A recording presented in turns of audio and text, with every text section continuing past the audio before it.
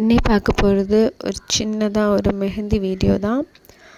இந்த பிரைட் வந்து என்னை காண்டாக்ட் பண்ணும்போது அவங்க என்கிட்ட வந்து பேசினாங்க. நான் அப்போ அவங்கக்கிட்ட டிசைன்ஸ் பற்றி கேட்டேன்.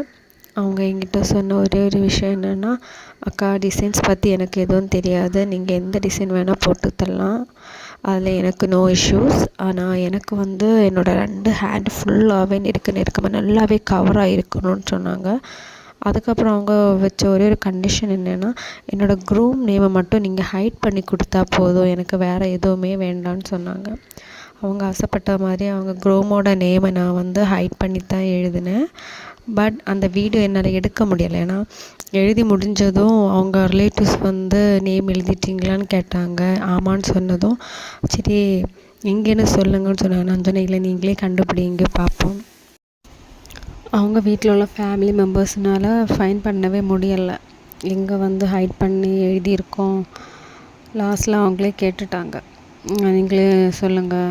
உங்களுக்கு நான் வந்து காமிச்சு கொடுத்துட்டேன் எந்த இடத்துல ஹைட் பண்ணி வச்சுருக்கேன்னு. இந்த ப்ரைடுக்கு வந்து நான் வந்து 2 டைம்ஸ் வந்து மெஹந்தி போட்டேன். மார்னிங் வந்து அவங்க ஃப்ரெண்ட் ஹேண்ட் 2மே நல்லா கவர் பண்ணிவிட்டு வீட்டுக்கு வந்துட்டேன். ஏன்னா அன்றைக்கி மழை டைம், அவங்களுக்கு என்ன பண்ணாலுமே ட்ரை ஆகலை. இன்ஃபேக்ட் ட்ரையர் இல்லை, இருந்துருந்தால் நம்ம அதை ட்ரை பண்ணிவிட்டு பேக் சைட் போட்டிருக்கலாம்.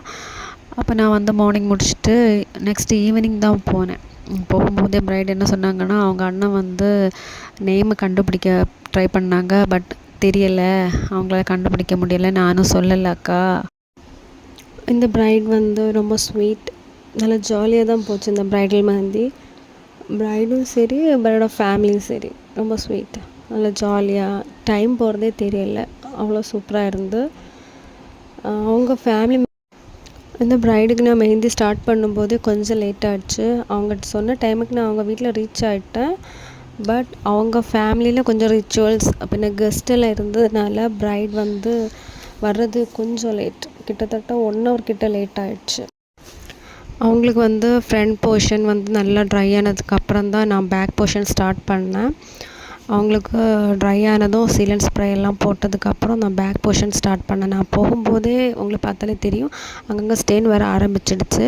நெயிலுக்கு வந்து அவங்க நெயில் கோன் கேட்டிருந்தாங்க, அதையுமே போட்டு கொடுத்தோம். ஆனால் கேப் போட வேண்டாக்கான்னு சொன்னாங்க. ஏன்னு கேட்டால் இங்கே வந்து கொஞ்சம் ட்ரெடிஷ்னல் மெத்தடாக அரைச்சி வந்து கையில் கேப் மாதிரி பெரியவங்க போட்டு தருவாங்க அக்கா, அதனால எனக்கு அந்த இது வைக்க வேண்டான்னு சொன்னனால அவங்க விஷ். நான் வந்து நெயிலுக்கும் ஹேண்ட் ஃபுல்லாகவே மெஹந்தி போட்டுட்டு வந்துட்டேன். நான் வந்து மெஹந்தி ஒர்க் முடிச்சுட்டு வந்துட்டேன். அவங்களுக்கு வந்து நெக்ஸ்ட் டே தான் அவங்களுக்கு வந்து ரிசப்ஷன். அவங்க ரிசப்ஷன் முடிஞ்ச அன்றைக்கி நைட்டு வந்து எனக்கு ஒரு கால் பண்ணுறாங்க, அக்கா எங்கள் வீட்டில் வந்து ஒரு பிள்ளைக்கு வந்து கெஸ்ட் மெஹந்தி பண்ணணும், நீங்கள் நைட்டு வர முடியுமான்னு. நான் நைட்டு வந்து ஒரு 9:30க்கு அப்புறமா அவங்க ப்ளேஸுக்கு ரீச் ஆகிட்டேன். அதுக்கப்புறம் அவங்க கேட்டது மாதிரியே கெஸ்ட்டு மெஹந்தியும் பண்ணி கொடுத்துட்டு அவங்க நெயில் கோன் கேட்டிருந்தாங்க. நெயிலுக்குமே அவங்களுக்கு நெயில் கோனும் போட்டு ஃபோட்டோ எடுத்துகிட்டு நான் நைட்டு கிளம்பிட்டேன்.